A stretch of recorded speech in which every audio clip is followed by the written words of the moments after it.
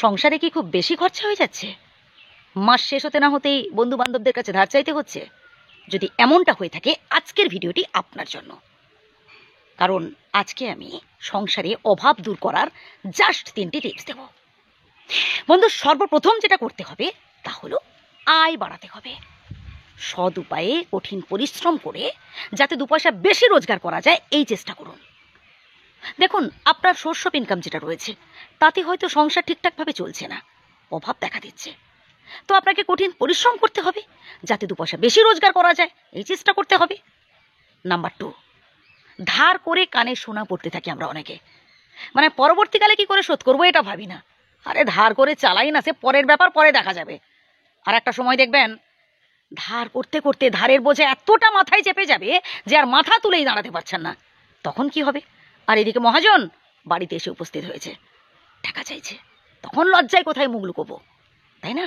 তাই আমাকে হিসেব বুঝে চলতে হবে। আমার আয় বুঝে আমাকে ব্যয় করতে হবে। আত্মীয় স্বজন, আশেপাশের মানুষজন, তারা যেমন খরচা করছে আমিও তেমন খরচা করব। আরে বন্ধু, তাদের রোজগার ভালো আছে, তাদের আয় ভালো আছে, তারা সেভাবে খরচা করছে। আমার আয় বুঝে আমাকে চলতে হবে।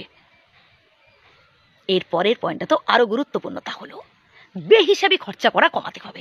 আমরা অনেকে আছি প্রচুর পরিমাণে বেহিসাবি খরচা করতে থাকি।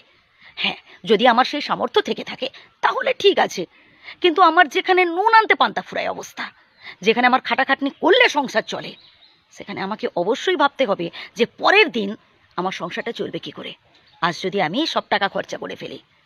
তাই বেহিসাবি খরচা করা একটু কমাতে হবে। ধরুন, আমরা কোনো একটা জিনিস কিনতে বাজারে গেলাম, ধরুন একটা সবজি কিনতে বাজারে গেলাম। এবার সাইটে এমন একটা জিনিস চোখে পড়ে গেল, ভালো লেগে গেল, কিনে ফেললাম। হ্যাঁ, সবাই এটা আমরা করে থাকি, কিন্তু একবার দুবার ঠিক আছে। আমরা যদি নিয়মিতভাবে বেহিসাবি খরচা করতে থাকি তো একটা সময় সংসারে তো অভাব দেখা দেবেই। এত রোজগার করছেন কিন্তু কিছুতেই সঞ্চয় করতে পারছেন না। ঠিক মাস শেষ হতে না হতেই বন্ধু বান্ধবদের কাছে হাত পাততে হচ্ছে, ধার চাইতে হচ্ছে।